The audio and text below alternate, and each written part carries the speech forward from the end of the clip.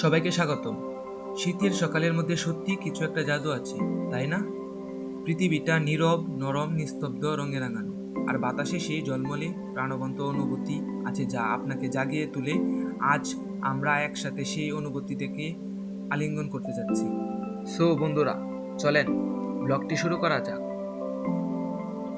তো গাইস, আমরা দুজন বের হয়েছি। আজকে আমাদের গন্তব্যস্থান হলো 11 সিন্ধুর দুর্গ। তাহলে ভিডিওটি শুরু করা যাক। একটি সাবস্ক্রাইব এবং একটি লাইক দিয়ে পাশে থাকুন।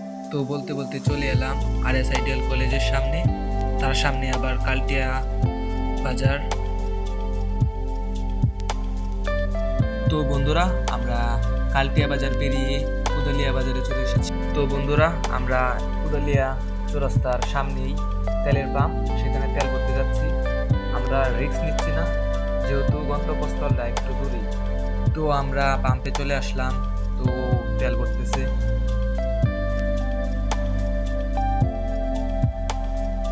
তেল ভরে আমরা চলে আসলাম সুখিয়া বাজারে। তো আমরা সামনে এগিয়ে যাব পুরাতন আলো স্টোরের এদিকে। তো আমরা পুরাতন আলো স্টোরে চলে এসেছি। এদিক দিয়ে সোজা চলে যাব বাইপাসের এদিকে। আমরা চলে আসলাম এই বাইপাসে। বাইপাস দিয়ে আপনাদেরকে বলতে চাই যে বাইপাসের একদম কিছু জায়গা পর একটু সামনে গেলেই দেখবেন রিসোর্ট। সেই রিসোর্টে আমি অনেকবার গিয়েছি, অনেক ভালো লাগলো। তারা অনেক ভালো সার্ভিস দেয়, আপনারা চাইলে ট্রাই করতে পারেন। 3 রাস্তার মোড়ে চলে আসলাম। তো ডান দিয়ে আপনারা হোসেনপুর যেতে পারবেন, আর বা দিয়ে আপনারা পাকুন্দিয়া বাজারে চলে যেতে পারবেন। এখন আমি সোজা চলে যাচ্ছি ঢাকার দিকে।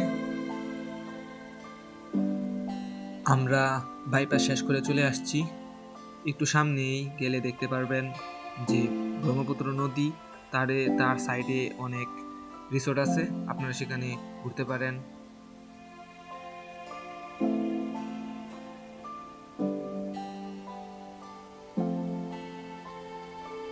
তো আমরা চলে আসলাম বাহাদিয়া বাজারে।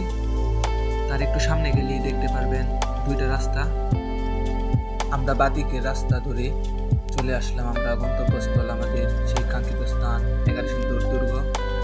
আমরা ভিতরে ঢুকতে আমাদের চোখের সামনে দেখতে পেলাম যে কবরস্থান, তার সামনে আমরা দেখতে পেলাম যে একটি টিলা। তা মনে হয় এই 11 সিন্ধুর দুর্গ, যা এখন কালের বিবর্তনে তা এখন ধ্বংস হয়ে গেছে, একটি টিলায় রূপান্তরিত হয়েছে। আমরা টিলাই ওঠার জন্য সামনে যাচ্ছিলাম, তখনই আমাদের চোখের সামনে পড়লো কিছু পাথর। সেগুলো আগেরকার পাথর দেখতে বোঝা যাচ্ছে। তো আমরা দুজনেই টিলাই উঠতেছি, আরো কিছু পাথর দেখতে পেলাম। তো আমরা এখানে উঠে কিছু ছবি তুললাম এবং চলে যাচ্ছি। তো সামনে দেখা হবে নতুন জমিদার বাড়ির উদ্দেশ্যে।